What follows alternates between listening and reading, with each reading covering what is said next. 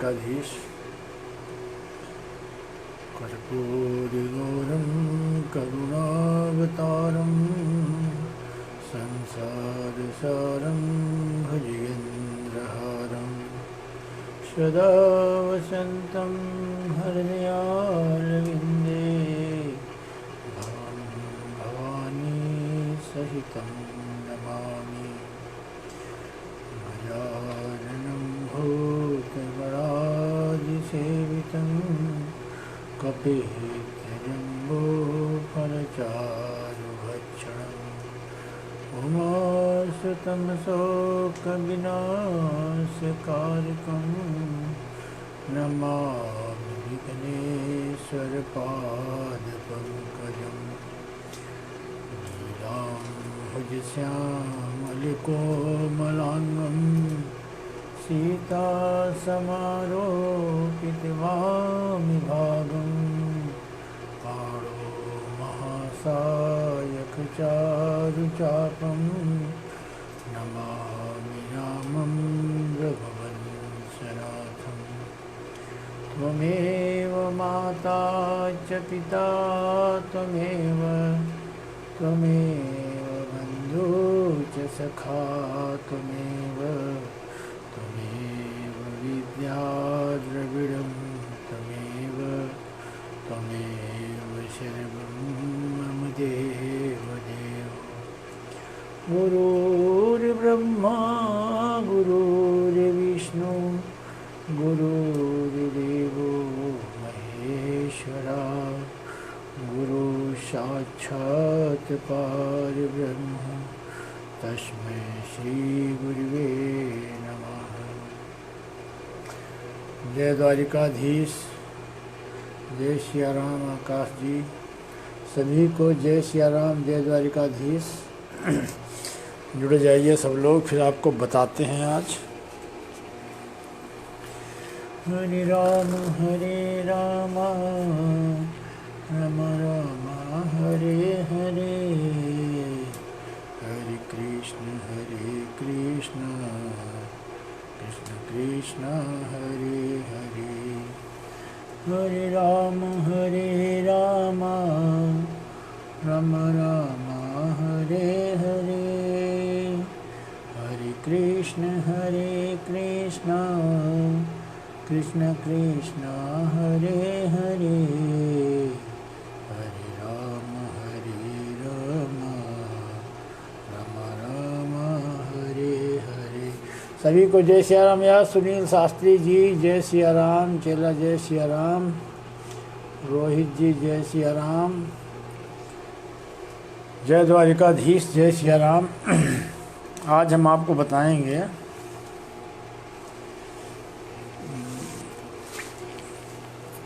बीमारी के विषय में भी और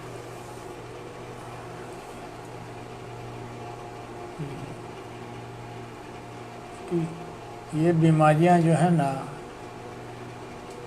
मनुष्य की समझ में आए या ना आए, समझ में आए या ना आए, इनको झेलना ही पड़ेगा।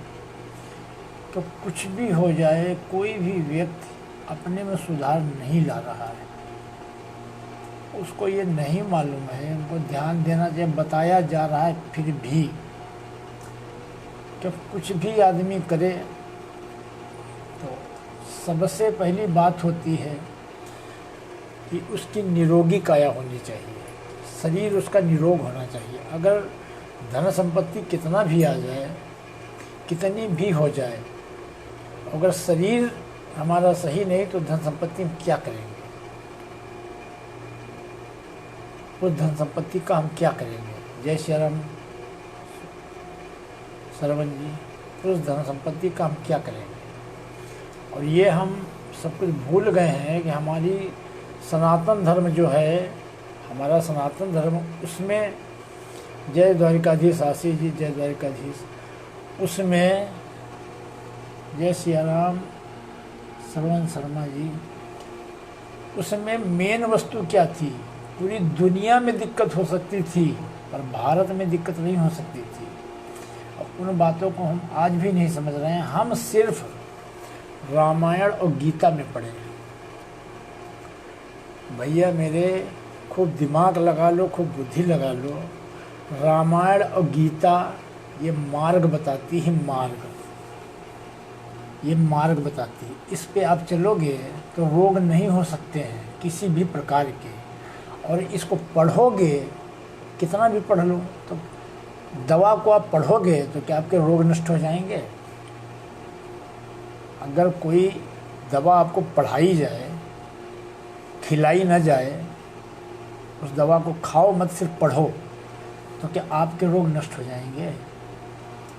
वैसे ही रामायण, गीता, भागवत ये मार्ग बताती है, मार्ग, उस पे हम चलेंगे। रामायण में मार्ग किसका है? भगवान राम का। भगवान राम जिस मार्ग पे चले थे उनका इसमें चरित्र है, उस पे आप चलोगे।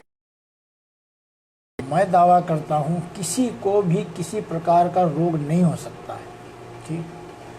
गीता जो है, गीता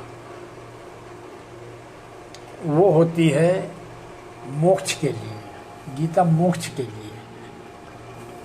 जब व्यक्ति सांसारिक जीवन जीने के बाद, सांसारिक जीवन जीने के बाद जब अपनी मुक्ति, अपना मोक्ष चाहिए, तब ये गीता लागू पड़ती है उसके ऊपर है। तब गीता, और गीता ऐसे नहीं आ सकती है, गीता का कुछ ऐसे समझ में भी नहीं आ सकता है। गीता का शुद्ध अर्थ ही है इंद्रियों, जीत इंद्रिय व्यक्ति जो होता है, जीत इंद्रिय जो अपनी इंद्रियों को जीत ले, तपस्या करोगे, योग में जाओगे, तब आपको ब्रह्म का ज्ञान होगा। भगवान क्या बोलते हैं? भगवान के शब्दों पे ध्यान दीजिए कि हे अर्जुन तू योगी हो जा, अर्जुन तू योगी हो जा। भगवान ज्ञान दे किसको रहे हैं? अर्जुन को। पांडव तो 5 हैं, क्या बोले? पांडवों में मैं धनंजय हूँ, उनको ज्ञान दे रहे हैं। योगी भगवान, भगवान कृष्ण भी योगी हैं और अर्जुन भी योगी हैं। तो गीता ऐसे कैसे समझ में आए? क्यों हम इस बात को नहीं समझ पा रहे हैं कि इतना सब कुछ होने के बाद, बार बार मैं उन बातों को बोलता हूँ कि पीछे जीवन में चले जाइए आप, सामूहिक लोग रहते थे, किसी के रोग नहीं होता था। क्यों? क्योंकि पाप जब बढ़ता है, पाप का मतलब है विभाजन।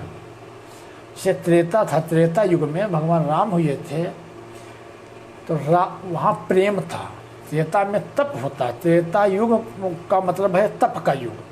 जब आप तप में जाओगे तो प्रेम स्वाभाविक हो जाएगा। जब प्रेम होता है तो जो जिससे प्रेम करता है उसके लिए वो त्याग करता है। त्याग, प्रेम प्रमाण बिना त्याग वियोग के हो ही नहीं सकता है। प्रेम जो है बिना त्याग, बिना वियोग के प्रेम प्रमाणित तो हो ही नहीं सकता है। ये जो आज, जिसको आज लोग प्रेम की भाषा बोलते हैं, प्रेम की भाषा नहीं है ये। प्रेम नहीं, ये मोह, ममता, भोग, विलास, इसका प्रेम से कोई लेना देना नहीं। तो त्रेता में कोई राजगद्दी पे नहीं बैठा, खड़ाऊ रखे रहे, ठीक, वहाँ तप था। द्वापर में एक ही परिवार, वहाँ लोभ प्रधान था। वहाँ राज सिंहासन पर कौन बैठा था? धृतराष्ट्र, अंधा, नेत्रहीन। वहाँ का राजा जो है नेत्रहीन। तो वो राजा वहीं का नहीं, कहीं का भी राजा हो, अपने घर का व्यक्ति होता, वो भी एक राजा है। अगर मोह में वो अंधा है, लोभ में अंधा है, तो वो घर टूट जाएगा, वो नष्ट हो जाएगा, वहाँ भी विभाजन हो जाएगा। तो जैसे महाभारत में विभाजन हुआ था, ये लोभ की देन थी। ये जो है ये लोभ की देन है। और त्रेता तप का युग है। तो सतयुग, त्रेता, द्वापर, कलयुग ये हमारे हमेशा हमारे में रहते हैं। जिस युग को आप बढ़ाओगे, जिस युग में आप पहुंचोगे, लोग बोलते हैं कि हम कलयुग को नहीं जीत पा रहे हैं, कलयुग में बड़ी दुर्दशा होती, कलयुग ऐसा, कलयुग। अरे कलयुग हमारा क्या करेगा? कलयुग के हम भोग छोड़ दें, कलयुग मेरा कुछ नहीं कर पाएगा। पर कलयुग मेरा क्या करेगा? कलयुग के भोग हम भोग रहे हैं, इसलिए कलयुग मेरा पतन कर रहा है। आप छोड़िए, देखो आप द्वापर में आ जाओगे, त्रेता में आ जाओगे, सतयुग में आ जाओगे, अब दोनों काम आप नहीं कर सकते हो। जय द्वारिकाधीश सरला जी, जय द्वारिकाधीश कुमार जी। तो इसलिए इन चीज़ों को विशेष ध्यान देना पड़ेगा। अब ये दिक्कत कहाँ से आती, कैसे आती है, उसका मूल कारण एक ही है। मूल कारण उस पर भगवान ने बार बार जोर दिया है गीता में कि अर्जुन तुम अपने कर्तव्य का पालन करो, कर्तव्य का पालन करो। कर्म को कोई भी व्यक्ति हो, किसी भी स्थिति में कर्म का त्याग नहीं हो सकता है। अगर कर्म का त्याग हुआ, अगर कर्म का त्याग हुआ तो सृष्टि भी नष्ट हो जाएगी, मानव भी नष्ट हो जाएगा। सृष्टि भी नष्ट हो जाएगी, मानव भी नष्ट हो जाएगा। तो भगवान कई जगह पे बोलते हैं कि मनुष्य यज्ञ करेगा, उससे देवता संतुष्ट होंगे, फिर देवता मनुष्यों को मन चाही इस फल प्रदान करेंगे। तो एक दूसरे का पूरा करते हुए और संसार सागर को हम पार कर जाएंगे, संसार सागर को हम पार कर जाएंगे। तो वो चीज़ यज्ञ कोई नहीं करता, सब ने छोड़ दिया। तो यज्ञ दो प्रकार की बताई गई है। ये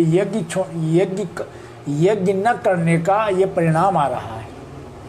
गाय हम चाहें जितनी गौशाला पाल लें, चाहे जितनी गाय रख लें, कुछ भी हम कर लें, कुछ भी, उसका क्या महत्व है?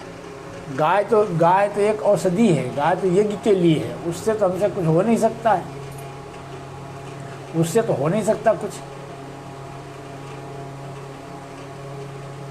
तो कर्म पे आ रहा है। तो कर्म को किसी भी स्थिति में नहीं छोड़ना। कर्तव्य कर्म का मतलब है चाहे कोई संत हो, चाहे कोई राजा हो, चाहे कोई घर का विशेष व्यक्ति हो, चाहे कोई विद्यार्थी हो, कर्म जो व्यक्ति जहाँ छोड़ेगा वहीं से उसका पतन स्टार्ट हो जाएगा।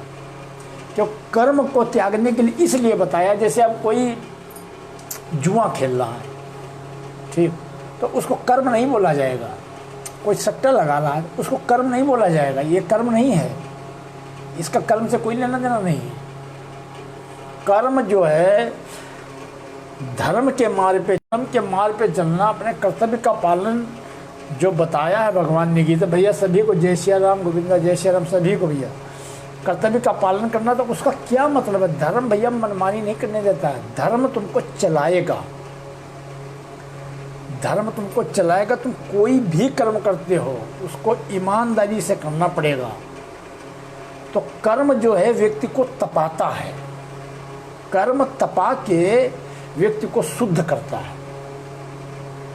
कर्म जो अपने धर्म पे जो चलेगा, अपने कर्तव्य का पालन करेगा, ये गारंटी है, आप मान लीजिए, ना उसको रोग होगा, ना उसको किसी प्रकार की दिक्कत होगी, ना वो अशांत होगा, ना वो परेशान होगा। वो कुछ भी करता हो, क्यों न जूते में पालिश मारता हो, फिर भी उसका जीवन मस्त कटेगा।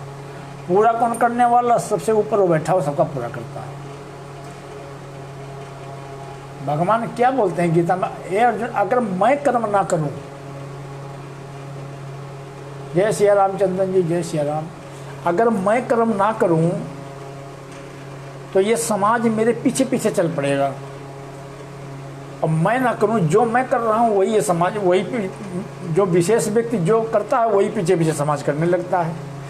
तो मैं कर्म नहीं करूंगा, मेरी देखा देखी मेरे पीछे वाले भी कर्म छोड़ देंगे, तो ये लोग जब नष्ट होंगे तो उसका उत्तरदायित्व किसका होगा? वो मेरा होगा। इस जगत में, इस संसार में हमको कुछ नहीं चाहिए तीनों लोकों में, फिर भी मैं कर्म करता हूँ, फिर भी अर्जुन का रथ चला रहे हैं, कर्म कर रहे हैं।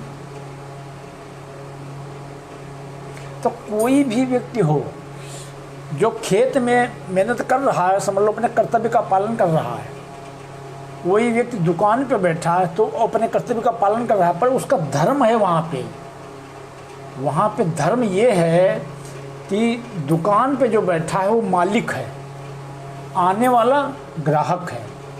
आने वाला जो ग्राहक होता है वो देवता है, और जो दुकान पे बैठा वो मालिक है। मालिक को ये पता है कौन सी चीज़ कितने की है, देवता को नहीं पता होती कि कौन सी चीज़ कितने की। वहाँ पे ये धर्म है कि आपने 10 रुपये लगाए हैं तो उसके 12 ले सकते हो, 13 ले सकते हो, 10 के 50 नहीं ले सकते हो। 50 लोगे ये मनमानी हो गई, ये मनमानी हो गई। 10 के 12 लेना सीमित, सब कुछ लिखित बात है। तो आप जब ईश्वर से डरोगे, जब अपराध से डरोगे, गलत काम से डरोगे, तो आपके पास भगवान, धर्म के मार्ग पे चलोगे तो भगवान आपको उतना ही देंगे, उतना ही देंगे जिससे आप संसार भी पार कर जाओगे और नष्ट भी नहीं होगे। और अगर आप मनमानी करने लगोगे, अब ग्राहक को तो नहीं पता है क्या है, ग्राहक को नहीं पता है, तुम मालिक हो, तुमको पता है कौन सी चीज़ कितने की, ठीक। उसके बाद एक ऊपर बैठा उसको मालूम है कि तुम क्या कर रहे हो। कोई भी व्यक्ति कुछ भी करता हो, दुनिया के नज़र में हम चाहेंगे छुपा लें, पर एक शक्ति ऐसी है जो सूर्य चंद्रमा के बीच में जितने भी हमारे कर्म होते हैं वो सब वो देख रहा है। तो वो धन जो आता है, वो मनमानी करके जो धन आएगा, वो फिर धन जो है व्यक्ति को पतन की तरफ ले जाता है। ज़्यादा धन आएगा उससे भोग ज़्यादा होंगे, नाना प्रकार की टेंशन बढ़ेंगी, नाना प्रकार की खाद्य वस्तुएं होंगी, उनसे शरीर भारी होगा, शरीर से रोग बढ़ेंगे, रोग से आदमी मतलब जिसके लिए इस जगत में आया है वो भी वो नहीं कर पाएगा। हाँ विमल जी जय श्री राम, जगदीश जी जय श्री राम, वो भी नहीं कर पाएगा और दुर्गति को प्राप्त हो जाएगा। क्योंकि धन अगर गलत आया तो व्यक्ति को अशांत करता है।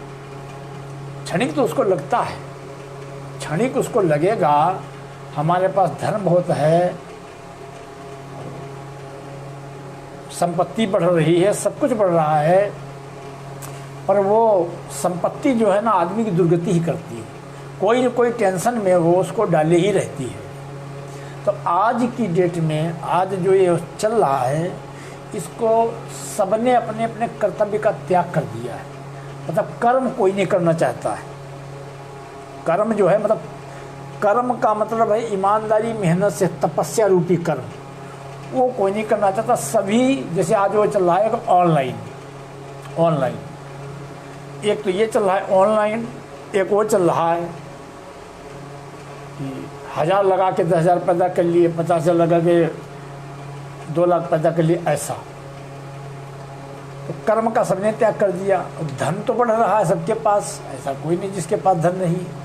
भोग भी बढ़ रहे हैं, रोग भी बढ़ रहे हैं, आयु भी नष्ट होती जा रही, अकाल मौतें भी मनुष्य की हो रही, मगर फिर भी हम नहीं जाग रहे हैं, फिर भी हम इस पे दिमाग नहीं लगा रहे हैं।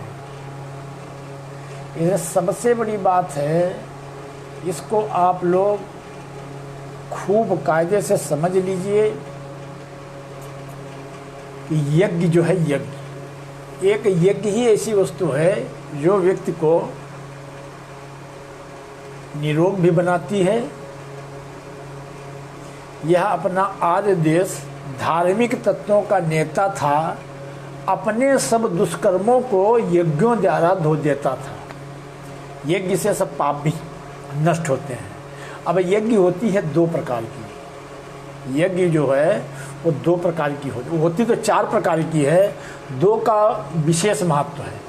एक यज्ञ होती है तपोयज्ञ, एक यज्ञ होती है तपोयज्ञ, जिसको मुसलमानों की भाषा में बोलते हैं रोजा।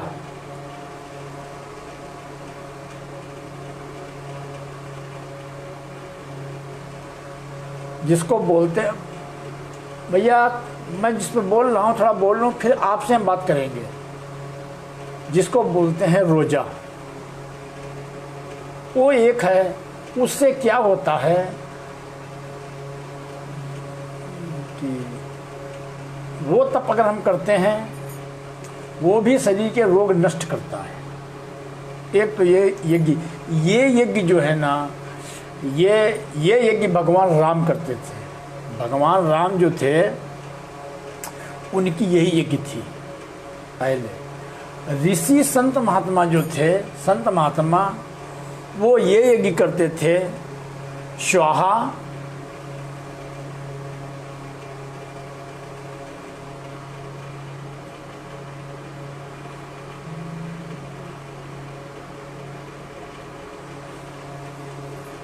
हम भैया आपसे बात को बात करेंगे, मैं जो बोल रहा हूँ मेरे को पहले बोलने दीजिए, फिर आपसे हम बात कर लेंगे। तो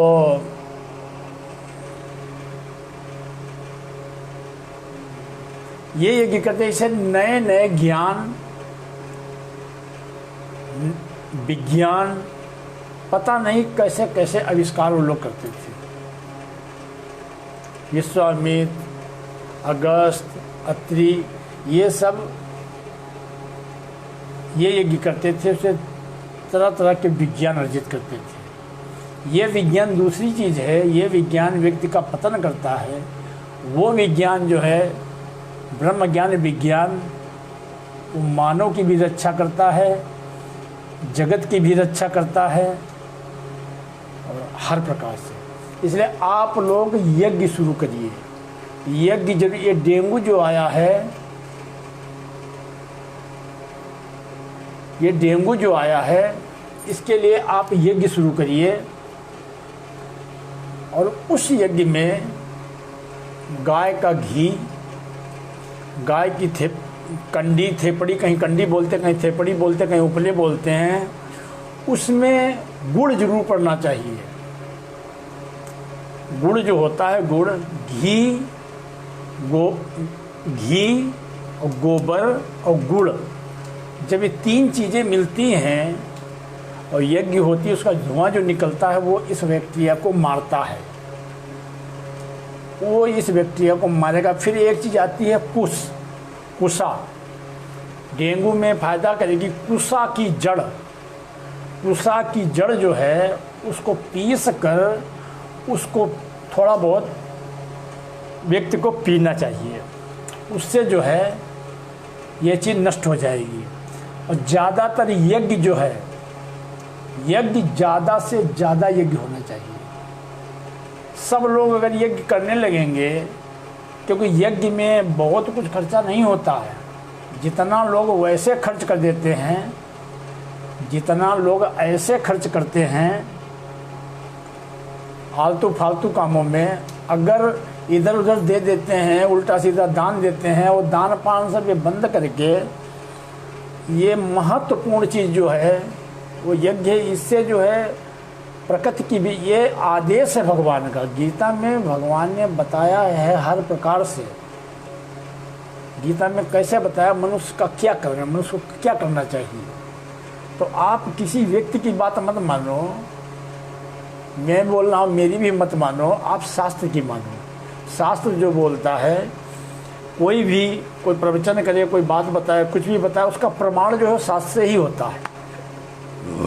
मनमानी करने वाला व्यक्ति जो है स्वयं तो नष्ट होता है, दूसरों को भी नष्ट कर देता है। इसलिए यज्ञ पे विशेष जोर दीजिए। और ये देव प्रकोप है, इसको बोलते हैं देव प्रकोप। इसमें नाना प्रकार की चीज़ें आ सकती हैं। अभी तो यही है, बहुत सी चीज़ें लिखी हैं, ऐसी महामारी बीमारियां आएंगी। और ये जो इडली, डोसा, बर्गर, ये जो चाउमीन, भैया घूम के आ जाइए, गेहूं की रोटी, जौ की रोटी उस पर आना पड़ेगा। जैसे कोई बोलता है कि हम ये नहीं करते हैं, हम ये नहीं मानते हैं, हम सनातन धर्म नहीं मानते, हम यज्ञ नहीं मानते, वो नहीं मानते हैं। मानने को किसी ने नहीं बोला, भगवान ने भी नहीं बोला तुम कुछ मानो। ये तो भगवान भी नहीं बोले कि तुम हमको मानो, तुम भगवान को भी मत मानो, तुम किसी को मत मानो। तुमको अगर जीवन सुंदर जीना है, मानव जीवन जीने के लिए, मानव जीवन अगर प्रेम से जीना है, शांति से अपना कल्याण उद्धार करना है, तो मार्ग यही है, दूसरा कोई मार्ग नहीं है। तो आज जो दिखाई पड़ रहा है जो लोग मनुष्य मनुष्य मनुष्य कभी लड़ते नहीं थे, लड़ने का काम सिर्फ पशुओं का था। लड़ना जो है ना वो सिर्फ पशुओं का था, मनुष्य का काम लड़ना नहीं था। मनुष्य लड़ने वाले नहीं होते थे। पर मानव का जीवन जब पशु जैसा हो गया तो चारों तरफ जो ये मचा पड़ा है, धर्म से इसका कोई लेना नहीं। धर्म से तो रोटियां सेकी जा रही खाली बस। धर्म की आड़ से तो लोग रोटी सेक रहे हैं, धर्म की आड़ से लोग शिकार कर रहे हैं कि सबको लोभ ने अंधा किया है, सबको लोभ ने अंधा किया। विशेष व्यक्ति बोला ना गीता में भगवान ने, विशेष व्यक्ति जो करेगा, विशेष व्यक्ति वो समाज पीछे पीछे करने लगेगा। तो विशेष व्यक्ति कौन होते हैं? विशेष व्यक्ति होते थे संत महात्मा। यज्ञ कराना इनका काम था, यज्ञ ये करते थे। ब्राह्मण संत महात्मा ये यज्ञ करते थे, पीछे पीछे वही लोग करते थे। अब ये सब हटा के शॉर्टकट ढूंढ लिया गया, गाना बजाना कथा भागवत, तो उसमें लगता कुछ है नहीं, उसमें चवन्नी लगना तो है नहीं, उसमें सिर्फ शब्द शब्द लगना है बस, उसमें सिर्फ शब्द शब्द लगना है। तो पीछे ज़माने में जब आप जाओगे तो सभी तपस्या करते थे, ऐसा कोई नहीं था जो तप न करता हो। चाहे कोई सन्यासी हो, चाहे कोई साधु हो, चाहे कोई गृहस्थी हो, चाहे कोई किसान हो, कोई भी, चाहे कोई विद्यार्थी हो, तप सभी करते थे। तपस्या जो है वो सभी करते हैं, सबकी अपनी अपनी तपस्या थी। मेहनत करना, कर्तव्य का पालन इसी को बोलते हैं। कर्म माने होता है कर्म करना, तपस्या करना, वासना का नाश करना।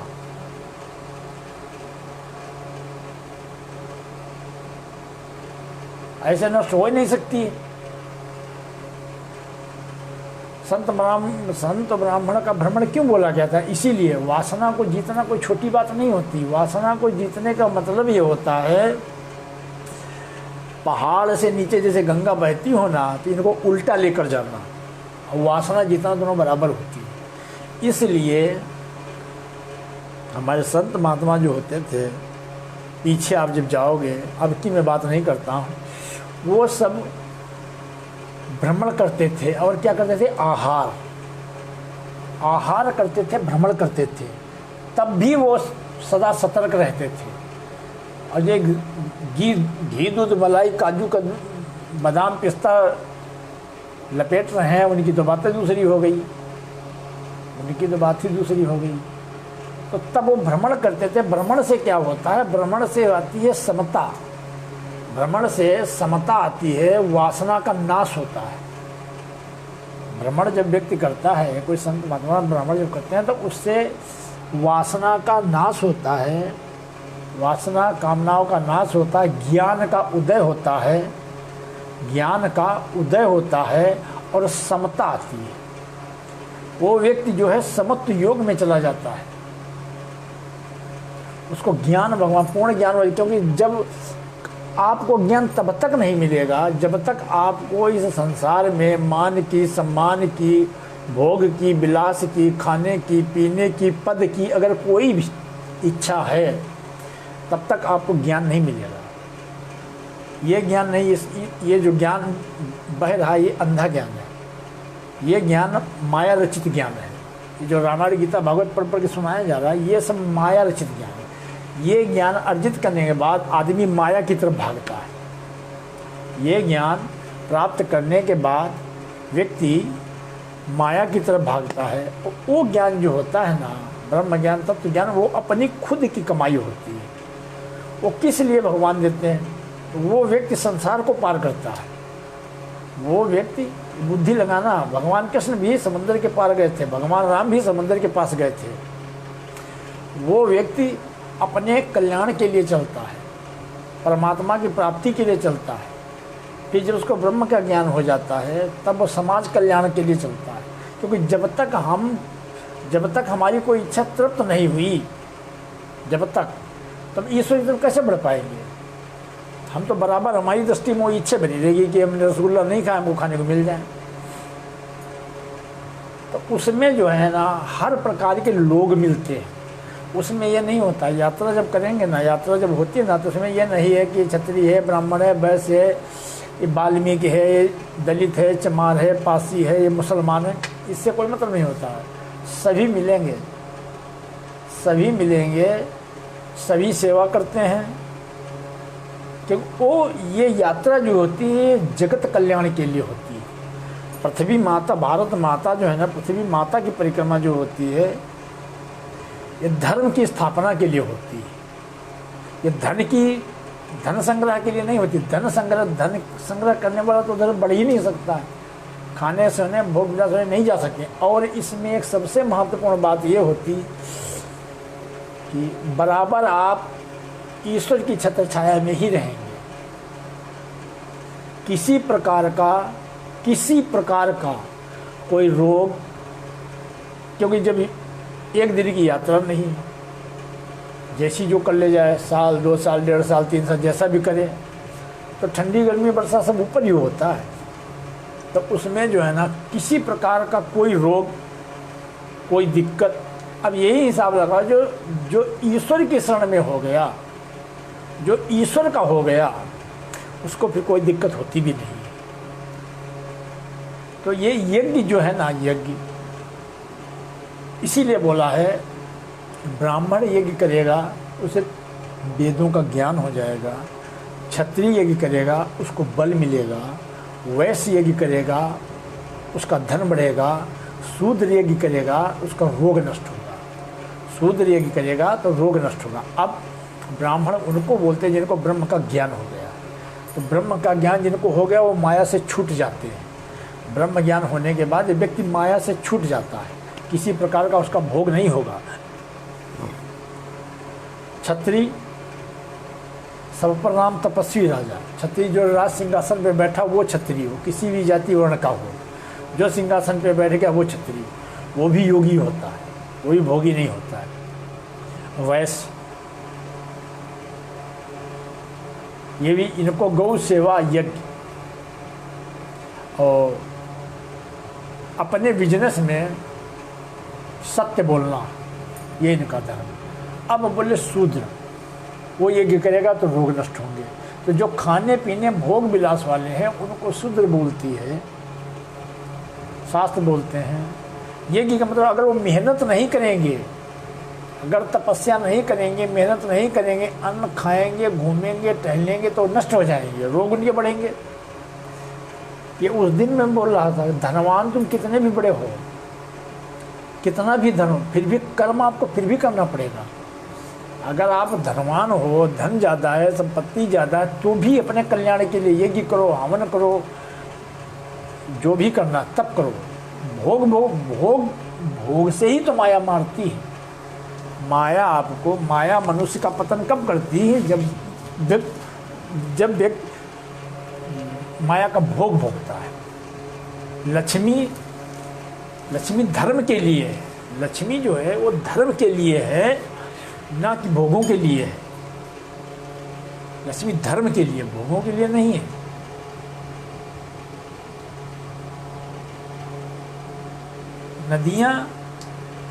नदियां जो हैं वो स्त्रियां हैं, मिलाती किससे हैं? समुद्र क्या है? ब्रह्म। तो ऐसे ही स्त्री जो है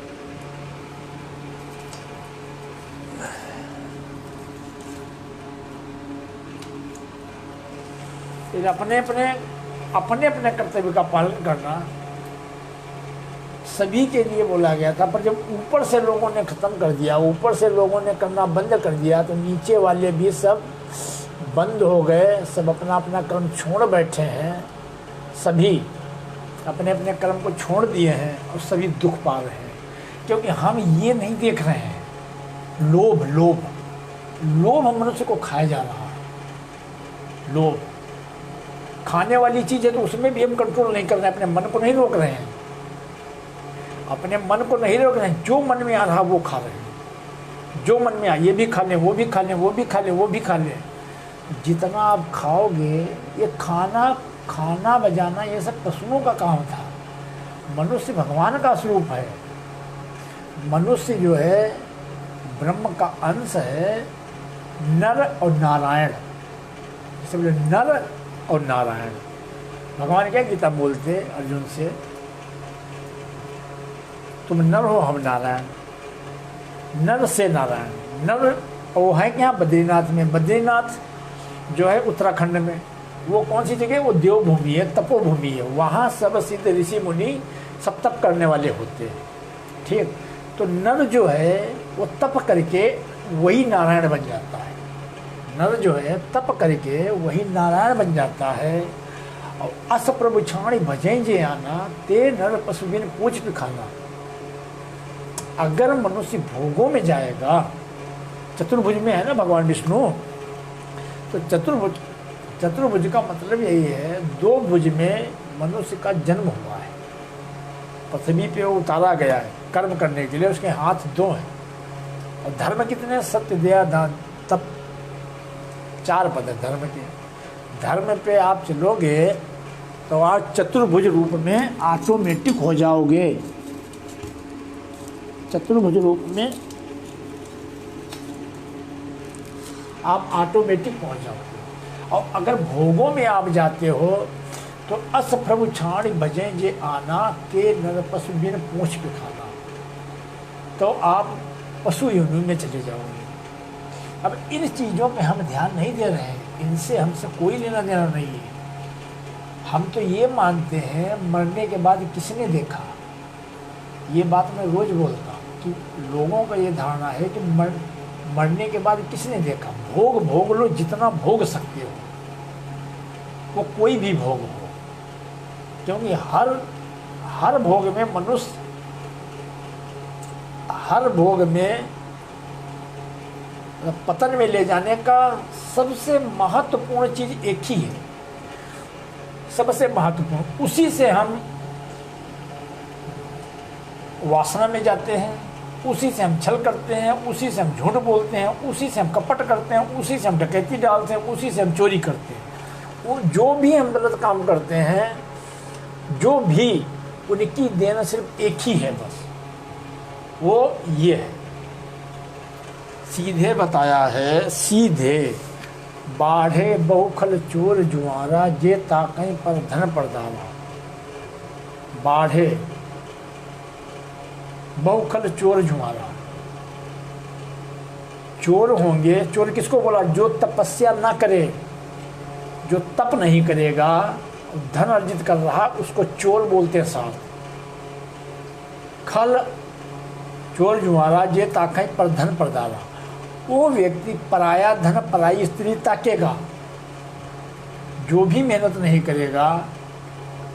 जय श्री राम भैया करो, जय श्री राम। जो भी मेहनत नहीं, बिना मेहनत के लेना, उसको ही चोरी बोला गया है। तो वो व्यक्ति जो बिना मेहनत के आएगा, वो धन, वो तुमको सीधे दुर्गति में ले जाएगा या परेशान करेगा।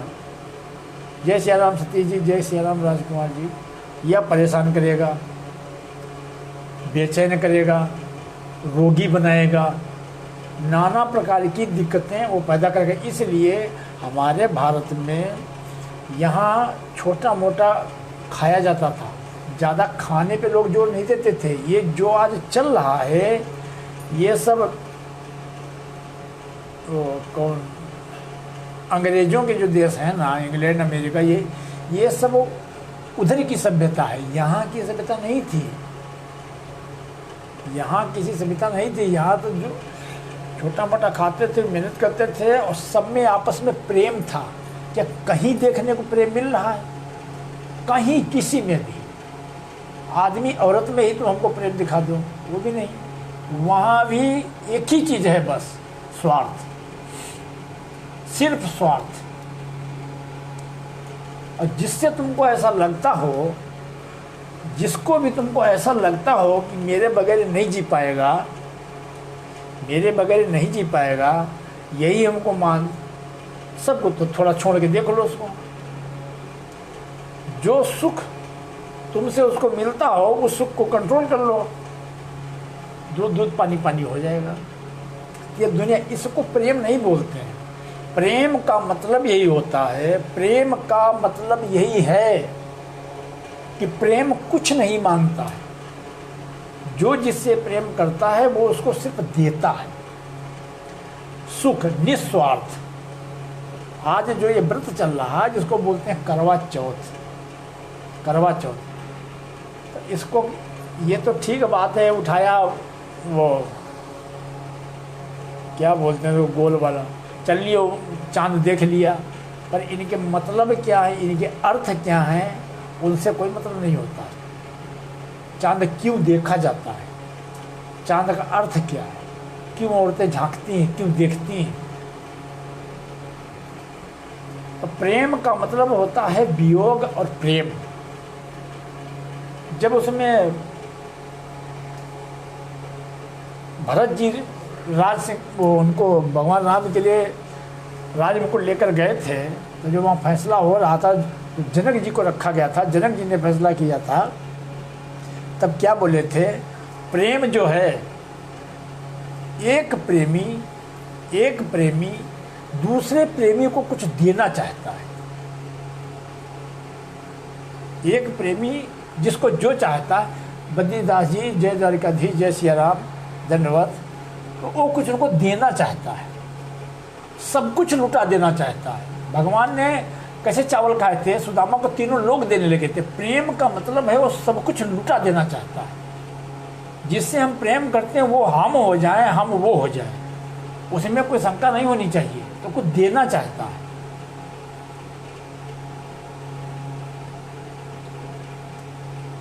जब भरत जी को ये ज्ञान उन्होंने दिया तब उनकी समझ में आया, तो क्या हुआ, वियोग। नहीं तो भरत जी जिद कर रहे थे राम जी को वापस ले जाने के लिए, मगर तब जब प्रेम की शुद्ध परिभाषा उनकी समझ में आई कि जिससे हम प्रेम करते हैं, जिससे, तो जो वो कह रहा है वो हमको करना है। अगर हम किसी से प्रेम करते हैं तो उसको हम दे नहीं सकते हैं, जिसमें वो खुश रहे, जिसमें वो संतुष्ट रहे, जो वो हमसे कहे वो हमको करना है। तो आज की ये जो चल रहा है, इसको प्रेम से कोई लेना देना नहीं। प्रेम हो ही नहीं सकता है, ये ध्यान रखना, प्रेम नहीं होगा। गीता में सबसे पहले लिखा है, लोभ जब आएगा ना, लोभ बढ़ेगा, लोभ से व्यक्ति भोग विलास वासना में चला जाएगा, उससे जाति कुल धर्म नष्ट हो जाएगा। प्रेम हमारे अंदर है कौन, हमारे अंदर प्रेम है कौन, प्रेम हमारे अंदर ईश्वर ही है। ईश्वर तेल घटा बाती बुझी अब सो दिन रात, हमारे अंदर ईश्वर ही है। जब वो हमारे अंदर रहेगा नहीं, कैसे भगवान ने बोला है, हर प्रकार में आपको गीता से प्रमाण देगा कि महत्वपूर्ण क्या है, जवानी। पुरुष चाहे तो अपनी आत्मा को अधोगति में ले जाए, और व्यक्ति चाहे तो अपनी आत्मा का कल्याण कर जाए। क्योंकि जितना आप भोग विलास मैथुन में जाओगे, उतना आत्मा जो है क्षीण होती, नष्ट होती है, उतने नष्ट होगी। जितना आत्मा नष्ट होगी, आत्मा जितना क्षीण होगी, उतना शरीर क्षीण होगा। जितने शरीर क्षीण होगा, उतने आदमी विचलित होगा, परेशान होगा, बेचैन रहेगा, कहीं अच्छा नहीं लगेगा। क्योंकि वासना एक ऐसी वस्तु है जो व्यक्ति को जलाती है। वासना में व्यक्ति जलता है। वासना को किससे मारना चाहिए, वासना को मारा जाता है उपासना से। वासना का नाश किससे होता है, उपासना से। जैसे हमारे शरीर में, हमारे शरीर के अंदर रामदेव भी हैं और कामदेव भी हैं। हमारे शरीर में रामदेव भी हैं और कामदेव भी हैं। जब आप कामदेव को जागृत करोगे तो रामदेव अदृश्य हो जाएंगे। जब आप रामदेव को जागृत करोगे तो कामदेव अदृश्य हो जाएंगे। एक ही चीज रहेगी। पर कामदेव जब जागृत होंगे, कामदेव जब जागृत होंगे, तब व्यक्ति का, जैसे बोले हैं, भोगों में व्यक्ति होगा ना तो उसको वो सुख स्वर्ग के समान लगेगा, पर अंत उसका दुखदाई। और जब ईश्वर की तरफ हम बढ़ेंगे, धर्म की तरफ जब बढ़ेंगे, तो श्री गणेश उसका जो है ना, वो भगवान को कांटों पे चलाएंगे, आग से निकालेंगे, मगर परिणाम उसका अमृत होगा, अमृत के तुल्य, अमृत तुल्य। अभी हम ये थोड़ी देख रहे हैं, अभी हम ये नहीं देख रहे हैं, अभी तो हम माल काट रहे हैं, अभी दूसरी चीज़ हम देख ही नहीं रहे हैं, आगे का हमको ज्ञान ही नहीं। हम तो जानते हैं शरीर छोड़ के बात खत्म हो गई, हम तो जानते हैं शरीर छोड़ के बात खत्म, ऐसा कुछ नहीं है। इस कर्म जो ये हम मानव जीवन में जो कर्म कर रहे हैं, ये लिख लेना जाके, 84 लाख योनियों तक भटकोगे ना, 84 लाख योनियों तक, तब भी ये कर्म जो कर रहे हैं ये तुमको छोड़ने वाले नहीं है। हमेशा याद रहेगा किस जगह मेरा जन्म हुआ, मनुष्य जन्म का कब तक याद रहता, जब तक 84 लाख योनियां भोग के पुनः मनुष्य गर्भ में नहीं आता है ना, गर्भ में भी याद रहता है, बस उसके बाद पैदा होते ही वो भूलता है। भूमि परत भा डाबर पानी, जन माया जीवन लिपटा। आपसे कोई गलत काम हो जाए, कोई मुकदमा हो जाए, जेल जाने लगो तो कितना दौड़ते हो, कैसे न कैसे ये छूट जाए, हम जेल न जा पाएंगे, जेल में नाना प्रकार के दुख मिलेंगे, ठीक। और अगर हो गया तो तुम्हारे कोई भी घर परिवार रिश्तेदार मुख्यमंत्री प्रधानमंत्री चाहेंगे तो तुमको बचा नहीं पाएगा, जाना ही पड़ेगा। ये बात सत्य है कि नहीं? ऐसे ही जो लोग कुकर्म करते रहते हैं, करते वो दुख को ही सुख समझ बैठते हैं। नाना प्रकार के भोग विलास जो हैं उन्हीं को वो स्वर्ग मान लेते हैं, उन्हीं में वो लगे रहते हैं। और काल कैसे उनको लपेटता है, काल कैसे लपेटता है, जैसे कोई कबूतर दाना मस्ती में चुन रहा है और पीछे से बिल्ली घात लगाए बैठी है, वो झप्प से झप्पा मार के ले जाती है। क्योंकि ये धरती है, ये पृथ्वी, यहाँ किसी की इज्जत नहीं बची, कभी नहीं बच सकती किसी की भी, और किसी की इच्छाएं नहीं पूरी हो सकती, किसी की इच्छाएं भी नहीं पूरी हो सकती। इसलिए भैया हाथ जोड़कर निवेदन है आप लोगों से, थोड़ा जागिए, इस देश पे, अपने शरीर पे, और अपने जिनके माता पिता हैं और जिनके चले गए हैं उनको याद करो, कुछ ऐसा जरूर करो, कुछ तो ऋण हम चुकाकर ही जाएं। अपने लिए खाने वाला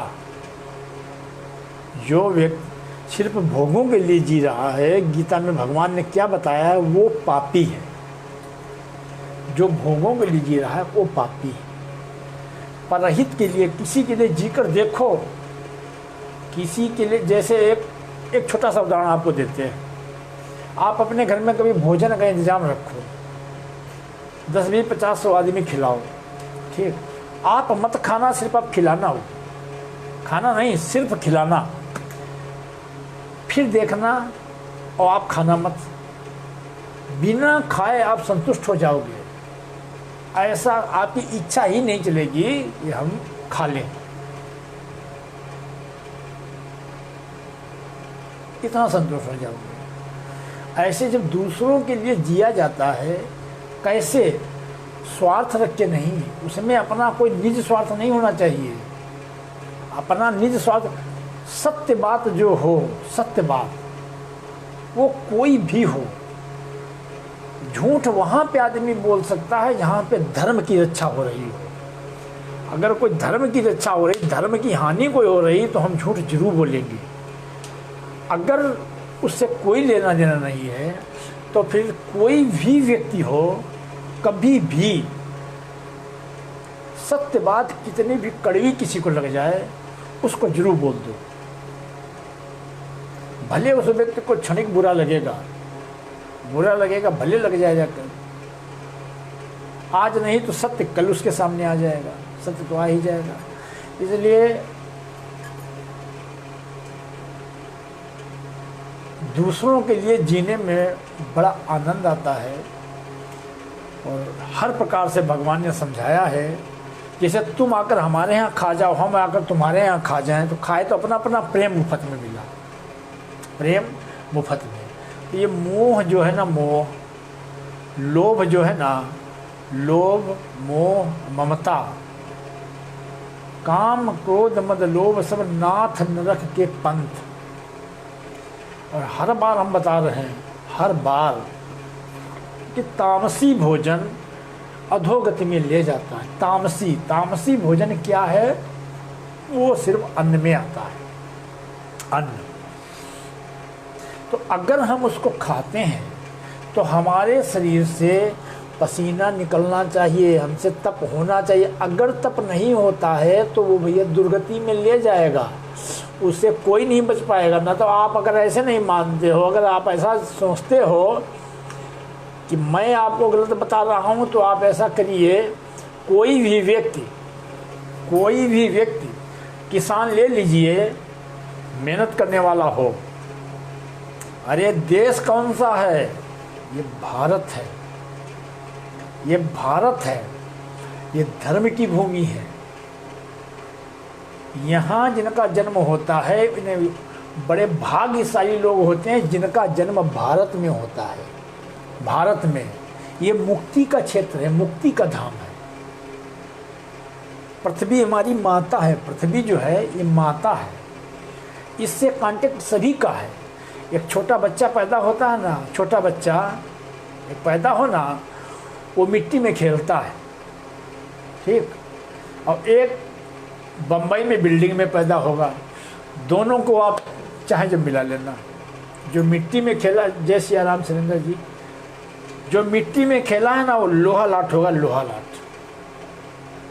उसके अंदर दया भी होगी, धर्म भी होगा, प्रेम भी होगा, सब कुछ होगा, क्योंकि ये इस मिट्टी में ये दम है। हमारा संबंध आज किस वस्तु से हटा है? मिट्टी से। मिट्टी से हम मुंह मोड़ बैठे हैं, मिट्टी से कोई हमारा मतलब नहीं। हर आदमी डीएम बनना चाहता है, हर आदमी नेता बनना चाहता है। मतलब अब कर्म कोई नहीं करना चाहता है, काम कोई नहीं करना चाहता है, सभी नेता बनना चाहते हैं, सभी डीएम बनना, जय श्री राम लालजी शुक्ला, सभी वो बनना चाहते हैं। पहले ऐसा, मतलब जब अधर्म होता है, जब अधर्म होगा, मनमानी होगी, जब मनमानी अधर्म होगा, जब अधर्म होगा तभी मनमानी होती है। नहीं तो पहले योग्य व्यक्ति, योग्य जो होता था वो कथावाचक होता था, योग्य जो होता था वो राजा होता था। एक परिवार में योग्य जो व्यक्ति होता था वो मालिक होता था। क्यों? क्योंकि तब धर्म था, तब लोग पवित्र थे, शुद्ध थे, तब धर्म था। एक व्यक्ति, घर का मुखिया जो होता था, उसने जो बोल दिया, किसी की दम नहीं थी अगर कोई आंख तक उठा दे। जिसको जो लाकर दे दिया गया, चुपचाप वही रख लेता था। अपने मन को मारना ही धर्म बोला गया। तो ये स्वतंत्र भारत है। स्वतंत्र भारत इसलिए है कि ये देवभूमि है। यहाँ कोई ऐसे, यहाँ सब धार्मिक लोग होते थे, तपस्वी लोग होते थे। जो तपस्वी होते हैं वो अपनी मर्यादा में रहते हैं, वो धर्म से बंधे हुए होते हैं। जो ईश्वर के मार्ग पे चल रहा है वो है स्वतंत्र, पर बंधा धर्म से ही होता है। वो तुमको दिखाई नहीं पड़ता। जब हम पतंग उड़ाते हैं, पतंग उड़ती है तो दुनिया तो पतंग देखती है, और धागा किसी को नहीं दिखाई पड़ता है। पतंग उड़ती है, खूब ऊंची उड़ जाती है तो ऊंचे पतंग तो दिखाई पड़ती है, पर धागा नहीं दिखाई पड़ता है। पर जो उड़ा रहा है उसके हाथ में धागा है। ऐसे हमको आपको ऐसा लगता है, हमको आपको ऐसा लग रहा है हम स्वतंत्र हैं। स्वतंत्र नहीं है हम कहीं से भी स्वतंत्र नहीं है। चलाने वाला हमको चला रहा है। हम सयाने बन रहे हैं, खाली हम सयाने बन रहे हैं, जो मन में आ रहा कर रहे हैं। और कहाँ पे क्या सिस्टम होना है तुमको वहीं पहुँचा देगा, फट से वहीं पहुँचा देगा। जैसे क्रिमिनल लोग होते हैं, खूब खाते पड़े मस्ती किया करते हैं, और पुलिस और छापा मारती, दबा लेती, तब छटपटा के रह जाते हैं, तब छटपटा के रह जाते हैं। इसलिए इतना जरूर करिए क्योंकि जब तक हम तप में नहीं जाएंगे तब तक हमको ज्ञान नहीं हो सकता है। सबसे महत्वपूर्ण भगवान ने गीता में बताया तो उसको क्या बताया? ज्ञान। ज्ञान से महत्वपूर्ण कुछ नहीं। ज्ञान यज्ञ, क्योंकि ज्ञान बिना यज्ञ के नहीं मिल सकता है। ज्ञान बिना यज्ञ के नहीं मिलता है। जब आदमी अपने आप को तपाएगा, अरे भैया दधीच ऋषि ने अपनी हड्डियां दान में दे दी, कब दे दी? उसका मतलब क्या समझते हो? वाल्मीकि का मतलब क्या समझते हो?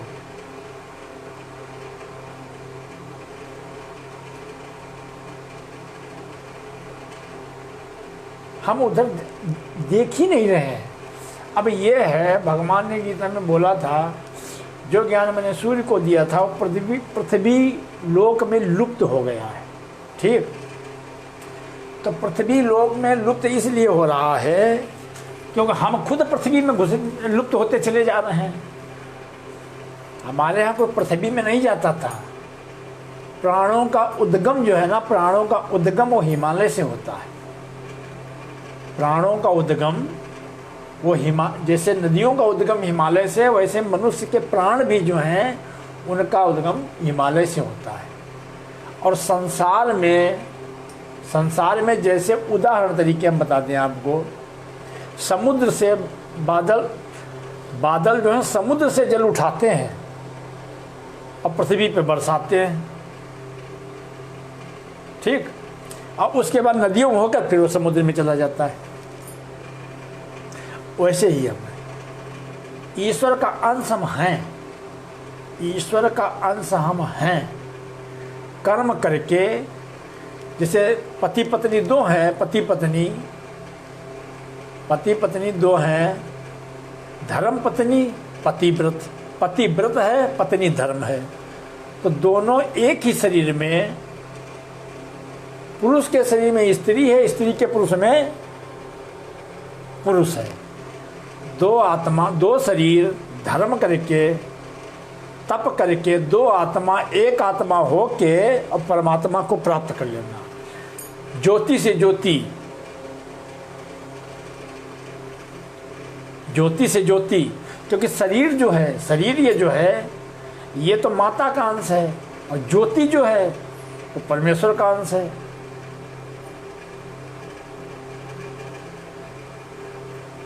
तो अगर इस शरीर का आप धर्म में प्रयोग करोगे, परमात्मा की प्राप्ति के लिए अगर धर्म के मार्ग पे चलोगे तो माया आपकी करेगी रक्षा। तो माया है आपकी रक्षक। अगर इस शरीर का आप दुरुपयोग करोगे तो यही माया जो है, यही माया इसी धरती में तुमको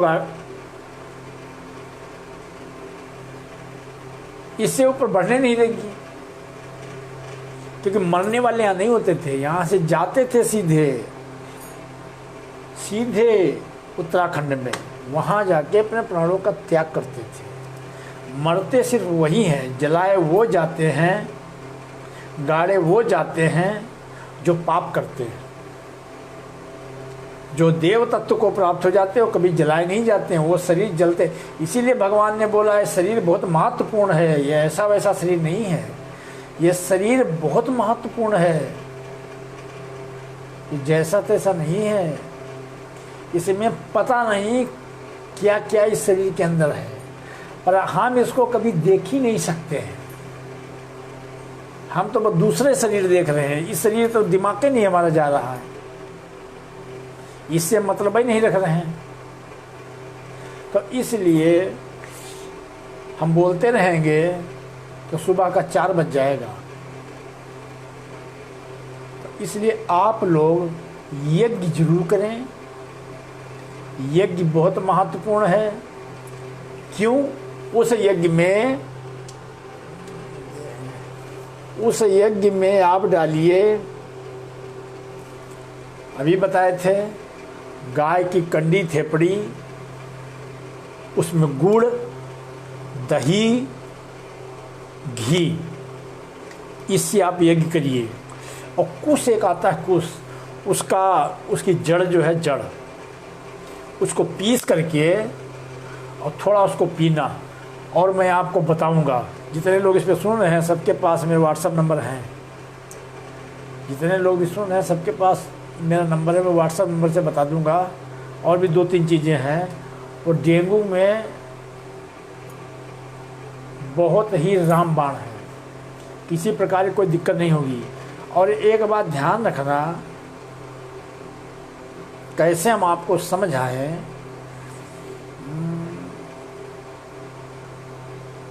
खेत होता ना, खेत में कौन सी ऐसी फसल होती जिसमें दीमक लग जाती? कोई भी फसल हो, कोई भी फसल, अगर उसमें पानी न हो, पानी न मिले तो उसको दीमक पकड़ लेती है, दीमक फिर काट देती है, काट के फिर नष्ट कर देती है। होता ऐसा कि नहीं होता है? पानी न मिले तो खेत सूखने लगता है या उसमें दीमक लग जाती, दीमक फिर जड़ काट देती है, वो नष्ट हो जाता है। ये सब पूरा जगत जो है ना, जगत ये जल पे ही फिट है। नारायण का मतलब कुछ दूसरा नहीं होता। नारायण, नार माने होता है जल, आयन, नारायण जल में आयन करने वाले, उनको भगवान विष्णु को नारायण बोलते हैं। वीर ही ब्रह्म है, वीर जो है, वीर ही ब्रह्म है, वही ज्योति है, वही शब्द है।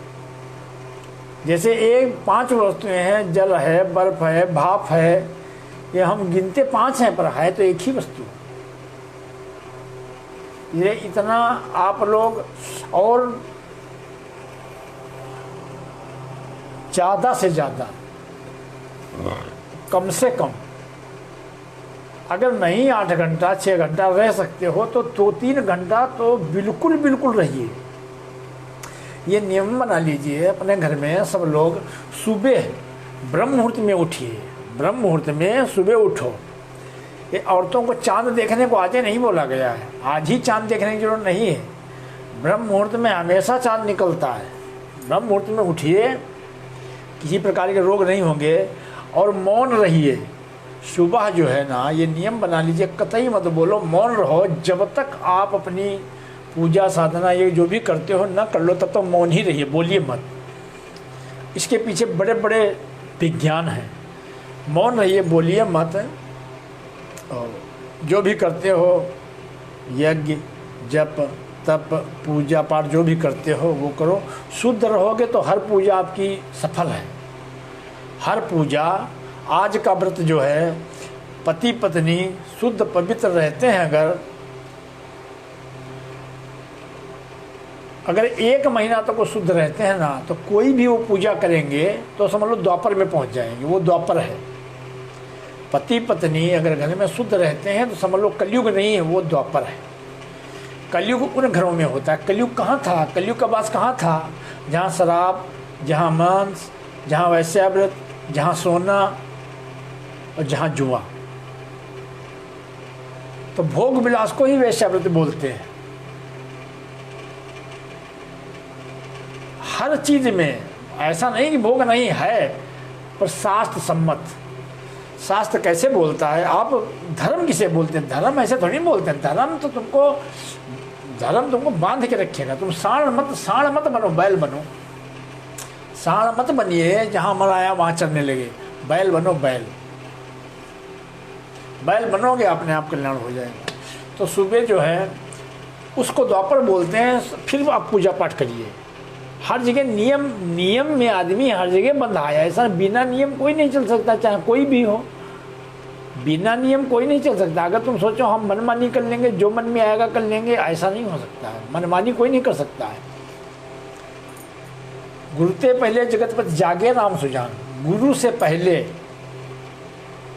गुरु, अगर माता पिता तो उनसे पहले पुत्र उठे, पति पत्नी पहले पत्नी उठे।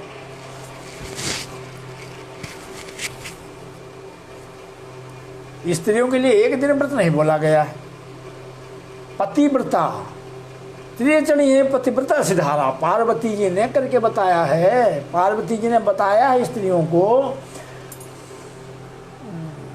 पति बता स्त्रियों को संसार पार करना और तलवार की धार पे चलना बराबर है। इसलिए आप लोग ज़्यादातर पुरुष जो है ना, पुरुष की जैसे पुरुष स्त्री की रक्षा करता है वैसे स्त्रियां भी पुरुष की रक्षा करती हैं। क्योंकि स्त्रियों को सुख कौन दे सकता है? वो पुरुष। अगर पुरुष नष्ट हो गया तो उनको सुख नहीं मिलेगा, दुख मिलेगा। इसलिए इनको पालन करने वाली, जैसे बोला गया पिता और पति, इनमें कोई अंतर नहीं होता है। पिता और पति दोनों एक ही चीज़ है। पिता भी पालता है, पति भी पालता है। ऐसे ही पत्नी और माता, इसमें भी कोई अंतर नहीं होता है। दोनों एक ही चीज़ होती है। एक पैदा करती, दूसरी रक्षा करती। मगर अगर वो ऐसा नहीं करती है तब फिर वही बोला, नारी नाहित नागिनी अपना जाया खाए।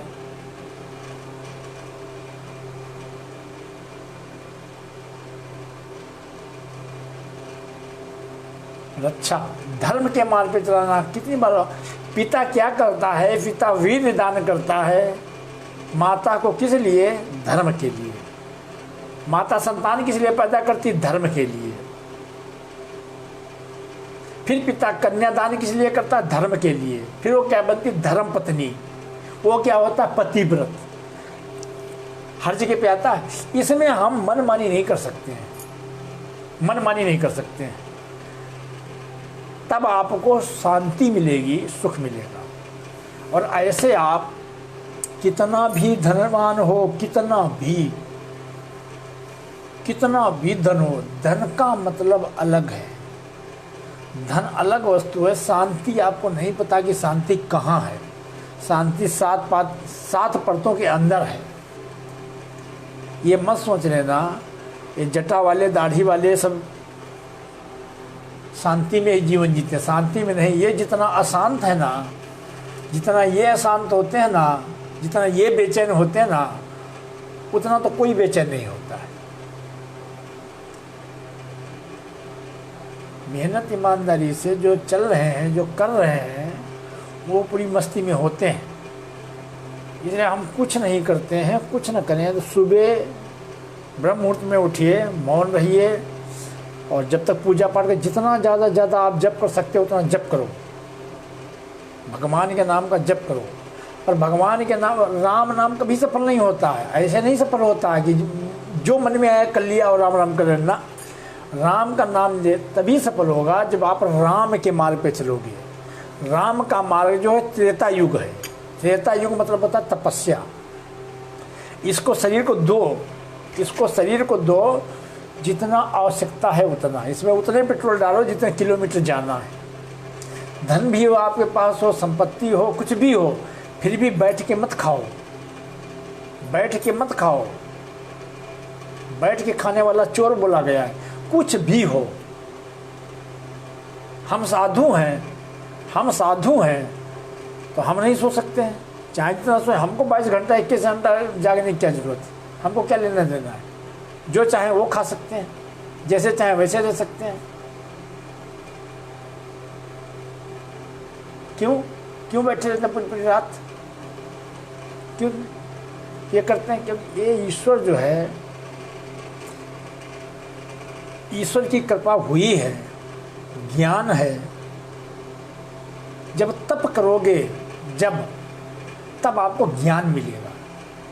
ये ज्ञान चोरी का ज्ञान है। ये ज्ञान जो है, ये चोरी का ज्ञान, ये ज्ञान आपको पतन में ले जाएगा। मेहनत की कमाई जो होती, मेहनत से जो आता है ना, वो उसमें आनंद भी बहुत होता है, शांति भी बहुत होती है। ऐसे आप जब सुबह उठिए, मौन व्रत करिए, जप करिए, तप करिए। अगर धन भगवान ने दिया है तो यज्ञ करो। यज्ञ करोगे, उस यज्ञ से जहाँ तक धुआं जाएगा सब बैक्टीरिया मरेंगे और इतना सुंदर वातावरण आपके घर का हो जाएगा। सबकी बुद्धि शुद्ध होने लगेगी। और कुछ नहीं होता है। राम रावण युद्ध, ये जो कुछ है, ये सब, ये कोई यहाँ कहीं युद्ध पिद्ध कुछ नहीं हुआ है। ये अज्ञानता की बातें हैं। वो बहुत ऊंची बात है। परिवर्तन सतयुग और कलयुग का मतलब होता है हृदय परिवर्तन हो जाना। मोह ममता में इतने लिप्त न हो, नाना प्रकार की बीमारियां आएंगी, पता नहीं कैसे कैसे रोग आएंगे, जिनसे हमको मोह है, जिनसे हमको ममता है, किसी का कुछ पता नहीं किसका क्या कब क्या हो जाए।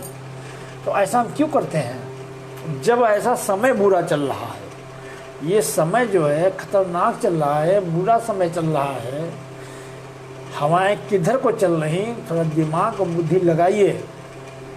हर समय जो है, हर समय, राधे राधे अवनीश जी, हर समय ये काम नहीं किए जाते हैं, हर समय लापरवाही नहीं होती है। बुद्धि विवेक लगाइए कि कौन सा, कुछ घड़ी होती है, कुछ नक्षत्र होते हैं, कुछ समय होते हैं, उनको निकल, जब तक जैसे आंधी आ रही तो आदमी फट से, आंधी बरसात आती है ना तो फिर उठाया सामान से अपना अंदर कर लिया, सब व्यवस्था कर लेते हैं। आंधी निकल गई फिर चाहेंगे से, फिर ठीक। तो आंधी जो आ रही है इसमें ध्यान दीजिए, ये आंधी जो है इसमें आप, यज्ञ तो प्रधान है, 10,000 रुपये आदमी डॉक्टर को दे रहा है, लाखों रुपए डॉक्टरों को लोग दे रहे हैं, सब कुछ कर रहे हैं। और ये अगर हम करते हो तो किसी डॉक्टर की जरूरत नहीं, किसी भी डॉक्टर की जरूरत नहीं। सबसे महत्वपूर्ण यही चीज़, क्योंकि अब मेहनत कोई करना नहीं चाहता है, शरीर को तपाना कोई नहीं चाहता, मेहनत कोई करना नहीं चाहता है, सब बैठे बैठे ही खाना चाहते हैं, इसलिए सभी रोगी हो गए।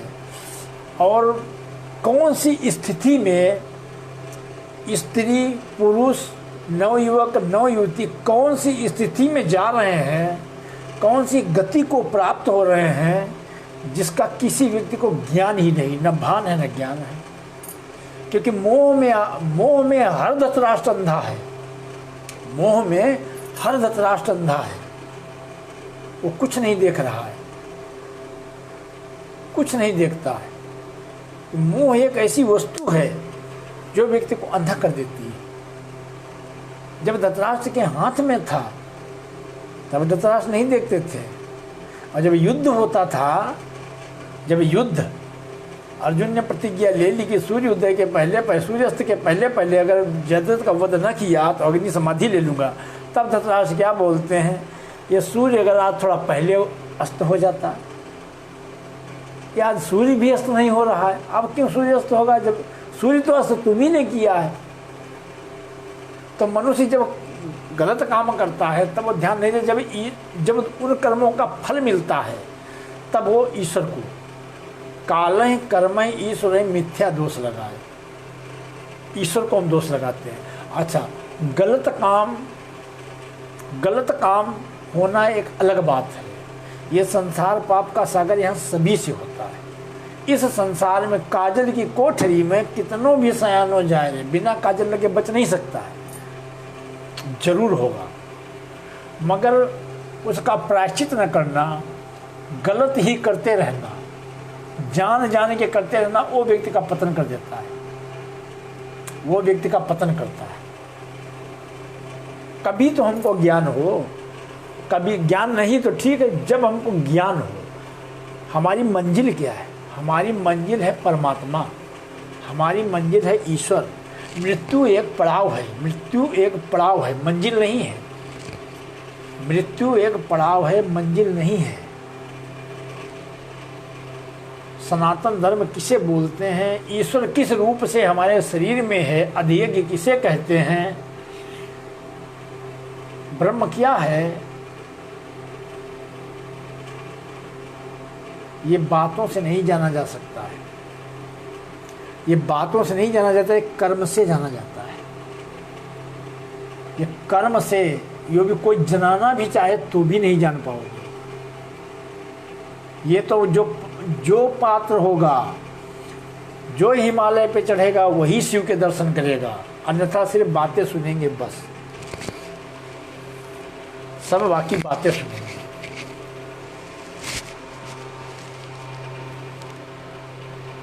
इसलिए हम पूरी कोशिश करें, पूरी कोशिश करें, ये जितना भी हो रहा है, कभी तो हमारे दिमाग में पड़ना चाहिए ये रामायण गीता भागवत गाना बजाना जो कुछ भी हो रहा है ठीक बात है, ठीक बात है, ये सब होता है। ये धर्म का प्रचार नहीं होता है, इसको धर्म का प्रचार नहीं बोलते हैं, इसको धर्म का प्रचार नहीं बोलते हैं। धर्म का प्रचार कुछ और ही होता है। धर्म का प्रचार किया था भगवान राम ने, धर्म का प्रचार किया था भगवान राम ने। प्रचार चल के होता है, बातों से नहीं होता है। धर्म का प्रचार किया था आदि शंकराचार्य जी ने। इसको धर्म का प्रचार बोलते हैं। बड़े बड़े संत महात्मा थे, बड़े बड़े ऋषि मुनि, कोई इतिहास उठाकर देख लिए, ये धर्म का प्रचार करते थे। पाप इस पृथ्वी पर बढ़ा तो जब भगवान राम निकले धर्म के लिए, तो जितने भगवान राम आगे बढ़ते जाते थे, पीछे पीछे धर्म की स्थापना होती जाती थी। पीछे पाप नहीं रहता था, पीछे पीछे धर्म की स्थापना होती थी। जितने आगे वो बढ़ते जाते थे, उतने पीछे पीछे धर्म की स्थापना होती थी। तो धर्म वो वस्तु है, धर्म वो वस्तु है, मतलब सबसे पहली बात आती, धर्म की ध्वजा जिसने पकड़ ली, धर्म की ध्वजा जिसने पकड़ ली, अगर उसका अपना निज स्वार्थ कुछ भी हुआ, अगर उसका अपना निज स्वार्थ कुछ भी हुआ, तो वो कर्म जो है दूषित हो जाएगा और वो धर्म नष्ट हो जाएगा। उसका अपना निज स्वार्थ अगर जरा भी है तो वो कर्म दूषित हो जाएगा, वो उस व्यक्ति को भी नष्ट करेगा और समाज को भी नष्ट कर देगा। इसलिए भगवान बोलते हैं अर्जुन से, अर्जुन, हे अर्जुन, तुम निष्काम धर्म के मार्ग पे चलो, लोक कल्याण के लिए, समाज कल्याण के लिए। अगर समाज की आंखों में आंसू होंगे तो आंखें तुम्हारी भी सूखी नहीं रहेंगी। अगर हमारे यहाँ पड़ोस पे किसी के कोई हादसा हो जाता, रोता, तो क्या हमको दुख नहीं होगा? अगर हमारे यहाँ पे कोई खुशी होगी तो हमको खुशी होगी। इसलिए बोलते हैं कर्तव्य कर्म का पालन करते हुए लोक कल्याण के लिए, लोक कल्याण के, जिनको जो राज सिंहासन पे बैठा है, ये किसके लिए, ये उपदेश भगवान देते किसके लिए? ये राजा के लिए और सन्यासी। सन्यासी राजा दोनों एक ही होते हैं, उनमें कोई अंतर नहीं होता। सब पर राम तपस्वी राजा, तपस्वी का भी कोई भोग नहीं होता है, सन्यासी का भी कोई भोग नहीं होता है। सन्यासी तीनों माया से जो ऊपर उठ जाए, सन्यासी ब्राह्मण उनको बोलते थे, रजोगुण तमोगुण सतोगुण, इससे जो ऊपर उठे वो। सीता जी ऐसे लेकर फल लेकर नहीं आई थी रावण के पास, वो इसीलिए लेकर आई थी कि भगवा भेष इसने रखा है, यति का इसने भेष बनाया है। यति वो होते हैं जो तीनों गुणों से ऊपर उठ जाते हैं, फिर भी ये खाने के लिए मांग रहा है। इसके मतलब ये साधु, खाने वाला साधु हो ही नहीं सकता है। अगर खा रहा है तो राक्षस है, वो हो ही नहीं सकता है।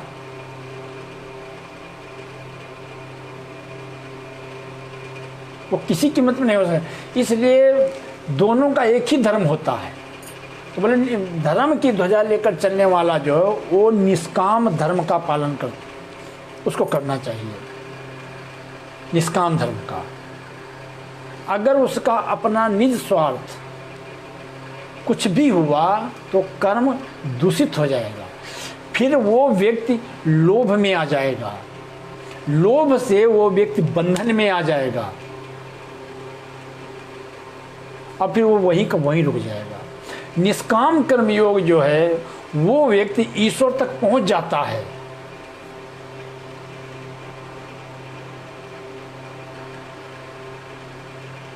निष्काम कर्म करने वाला व्यक्ति जो है, निष्काम धर्म के मार्ग पे जो चलता है, वो ईश्वर तक पहुंच जाता है। क्यों? क्योंकि उसका वो एक काम किया जिसका अपना कोई स्वार्थ ही नहीं, एक कर्म करके और दूसरा आगे बढ़ जाता है, तीसरा आगे बढ़ जाता है। उसको किसी फल की इच्छा ही नहीं है। उसको देना ही देना है, बांटते हुए जा रहा है, हम कर्म कराते जा रहे हैं। जब हमको कुछ नहीं चाहिए, सिर्फ कर्म कराना है, कुछ नहीं चाहिए और कर्म में ही फल फिट है, तो जो जगत कल्याण के लिए चलता है, जो लोक कल्याण के लिए, जगत कल्याण के लिए, वो जगदीश तक पहुंच जाता है, वो जगदीश्वर ईश्वर तक पहुंच जाता है, क्योंकि सब में ईश्वर है, सब में ईश्वर है। भगवान क्या बोलते हैं, ये संसार जो है ना, तुम अर्जुन को बोलते हैं तुम समाज में हो, तुम समाज में हो, समाज तुम में नहीं है। तुम समाज में हो, समाज तुम में नहीं, ये समाज तुमको हम तक पहुंचा देगा। ये समाज तुमको एक दूसरे का सहायक है ना, एक दूसरे के साथ, जैसे ब्रह्म जो है ना, ब्रह्म जब अपना, ब्रह्म का जब अवतार होता है तो बिना माया के ब्रह्म का अवतार नहीं हो सकता है। माया है मिथ्या, माया के ब्रह्म का अवतार नहीं हो सकता है। पहले माया फिर ब्रह्म, पहले माया फिर ब्रह्म। इसीलिए जब हम बोलते हैं ना लक्ष्मी नारायण, सीताराम, गौरी शंकर, राधे श्याम, तो पहले किसका आता है, माता का, और फिर ब्रह्म का। इसे जब भगवान अवतार लेते हैं, अवतार, तो सबसे पहले माया और फिर ब्रह्म, तो एक दूसरे के पूरक हैं, ये जो हैं एक दूसरे के पूरक हैं। ऐसे ही निष्काम कर्म के मार्ग पे जो चलते हैं, वो भी जगत का कल्याण करने के लिए, जगत का कल्याण करने के लिए जो चलते हैं, तो अगर उनका निज स्वार्थ होगा, निज स्वार्थ मतलब इंद्रियों को जब तक नहीं जीतेंगे तब तक हम पक्के डाकू हैं। जटा कितनी भी बढ़ा लें, दाढ़ी कितनी भी बढ़ा लें, कुछ भी कर लें, कुछ भी कर लें, तब तक हम पतन में ही जाएंगे। इंद्रियों को जब हम जीतेंगे, क्योंकि इंद्रियों को जीतना खेल तमाशा नहीं है, इंद्रियों को जीतना खेल तमाशा नहीं। अर्जुन ने भगवान से पूछा है कि योग मुनि के लक्षण क्या, मुनि की पहचान क्या है, तब भगवान बताते हैं।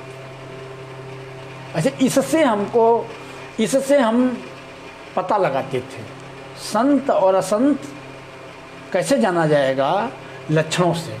डाकू में साधु में कोई अंतर नहीं होता है, डाकू में और साधु में कोई अंतर नहीं, उसके भी तिलक, उसके भी दाढ़ी, उसके भी सब कुछ होता है, पर वो पहचाने कैसे जाते हैं, आचरण से, आचरण से पहचाने जाते हैं। भगवान राम नंगे पर पैदल चलते थे, रावण पुष्पक विमान से आता था, रावण पुष्पक विमान से, वो पुष्पक विमान से आता था।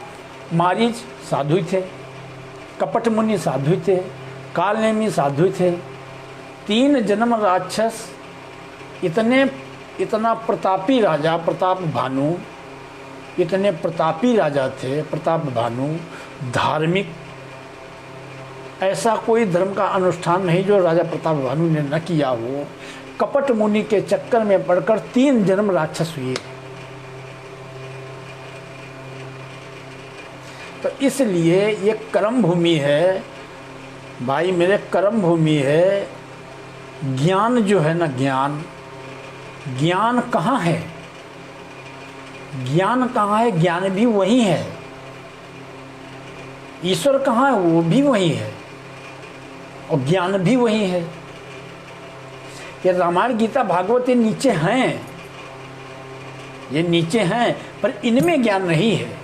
रामायण गीता भागवत में ज्ञान नहीं, रामायण गीता भागवत में ज्ञान जो है वो नदियों में, पहाड़ों में, पर्वतों में, जब वहां आप जाओगे तब यहाँ पता चलेगा। उसके पास जाने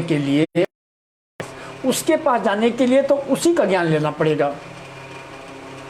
नीचे वाले ज्ञान से काम चलाओगे तो नीचे ही आप रहोगे माया में। और जब उसके पास हमको जाना, जैसे मान लिया तुम दिल्ली में बैठे हो, तुम बम्बई में बैठे हो, तुम्हारे पास हम आना चाहते हैं, तो पता तो तुम ही बताओगे।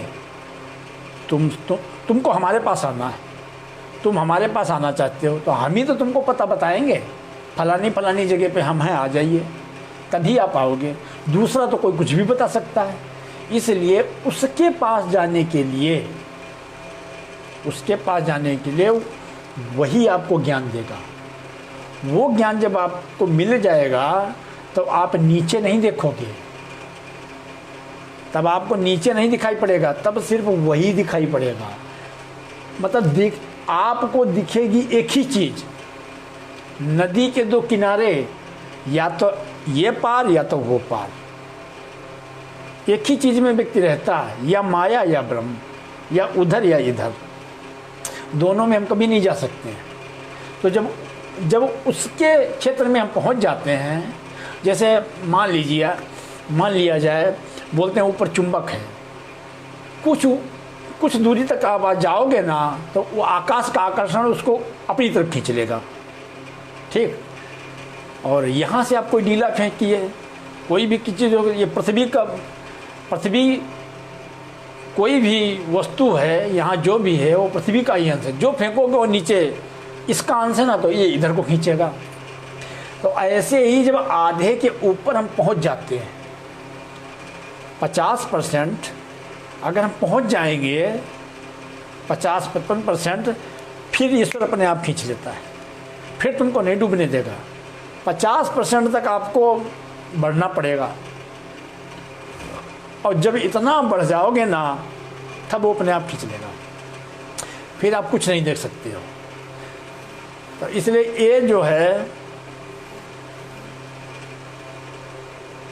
महत्वपूर्ण जीवन है, मानव जीवन। ये पहले मेरे को भी नहीं ज्ञान था, जब ज्ञान हो रहा है, मैं भी जो कुछ हो रहा है इसी को हम सत्य मानते थे। हमको भी ऐसा लगता था पूजा पाठ, गीता, भगवत रामायण जो है यही धर्म है। ये तो जब मैंने की है तब सत्य क्या है, तो सत्य तो कुछ और ही है। ये तो पूरा मतलब 99% का 100% पाखंड चल रहा है। संत महात्मा पा ही नहीं सकते, संत में जाइए आप। ऐसे दिव्य संत हैं जहाँ न लाइट है, न बिजली है, न कुछ नहीं, खाली से झोपड़ी बनी। ऐसे दिव्य, चित्रकूट में जाइए, तपोवन में दिव्य संत मिलेंगे आपको। बद्रीनाथ में जाइए, केदारनाथ में जाइए, पहाड़ों में मिलेंगे।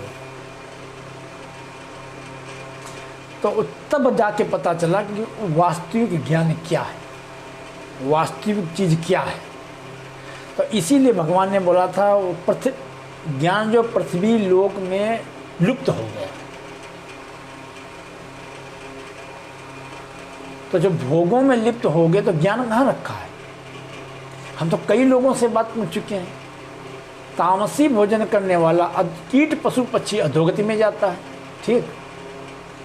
और ये जितने भी बैठे हैं, जो भी माल सब एक जैसा काट रहे हैं, तो भाई वो पूजनी कैसे हो गए, वो भगवान कैसे हो गए, संत कैसे हो गए। जो काम घर में हो रहा है वही काम मंदिर में हो रहा है, जो काम तुम कर रहे हो वही काम हम कर रहे हैं, खाली भेष ही हो गया भगवान, बस खाली भेष तो नहीं हो गया। चलो ठीक है, निंदा करना तो बुरी बात होती है, निंदा तो किसी की नहीं करना चाहिए, मगर सत्य बोलना वो भी एक बुरी बात नहीं। वो सत्य तो सत्य है। सत्य जब तक अब किसी के फोड़ा निकला हो उसका ऑपरेशन करो तो बोलो इसको कष्ट होगा, कष्ट तो भाई जरूर होगा। अगर ऑपरेशन नहीं होगा तो इसकी टांग काटनी पड़ेगी, इसलिए ऑपरेशन तो करने पड़ेगा। कष्ट होगा तो होगा, कोई बात नहीं, उसको झेलना पड़ेगा। इसलिए जिनको भी हमारी बात समझ में आती हो